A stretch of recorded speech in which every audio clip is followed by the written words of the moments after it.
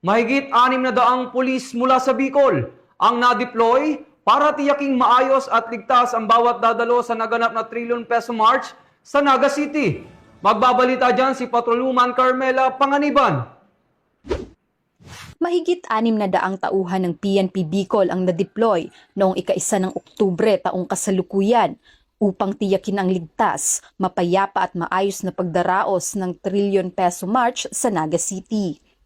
Ang nasabing aktibidad ay dinaluhan ng libu-libong individual at iba't ibang organisasyon na nakiisa sa mapayapang march rally laban sa korupsyon. Ang mga kapulisan ay inilagay sa mga pangunahing lugar upang masiguro ang kaligtasan ng lahat ng dumalo, mapanatili ang kaayusan at mabantayan ang daloy ng pagtitipon mula sa umpisa hanggang sa pagtatapos nito.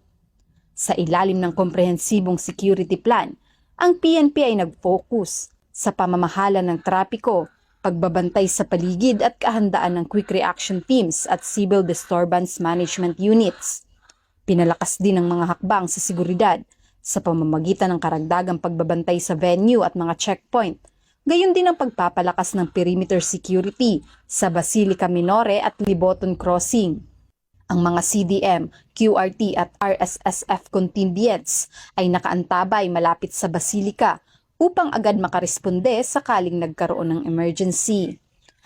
Tiniyak ng PNP Bicol sa publiko na ang mga pulis ay nananatiling mahigpit sa pagbibigay proteksyon at kaligtasan sa lahat at sa pagpigil ng anumang illegal na gawain at kriminalidad.